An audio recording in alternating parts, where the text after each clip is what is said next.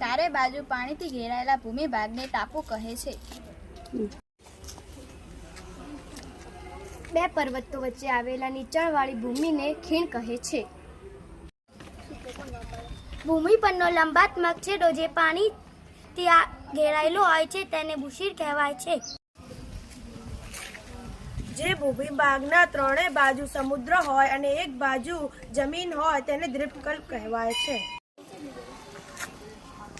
બે જળ વિસ્તારોને અલગ કરતી સાંકડી પટ્ટીને સામુદ્ર ધુની કહે છે.